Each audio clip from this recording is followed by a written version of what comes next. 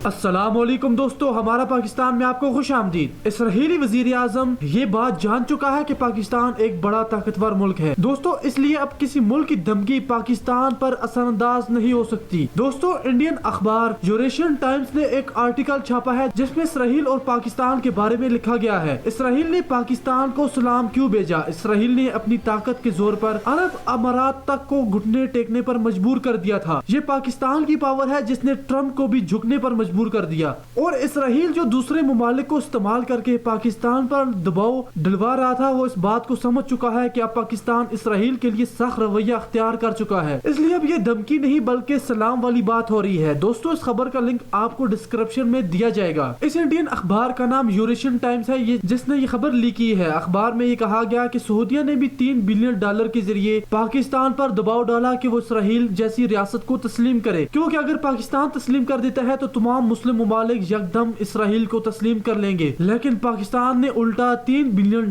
سعودیہ کے منہ پر دے مارے۔ یوریشیا کے مطابق اسرائیل پاکستان کے سامنے گھٹنے ٹیکنے پر مجبور ہو چکا ہے، اور پاکستان کی ثابت قدمی اور پاکستان کے ثابت قدم رہنے سے ہی کافی مسلم ممالک جو پہلے اسرائیل کی دھمکی میں آ چکے تھے، وہ بھی پاکستان کی وجہ سے اسرائیل کے سامنے کھڑے ہوئے ہیں، اور پاکستان کے سامنے آج سعودیہ بھی جھکنے پر مجبور ہو چکا ہے۔ دوستو، اتنی اچھی خبر کو آپ ضرور شیئر کیجیے گا، ہم آپ کو خبر کا لنک ڈسکرپشن میں دے دیں گے۔ ویڈیو کو شیئر کیجیے، لائک کیجیے۔ اللہ حافظ۔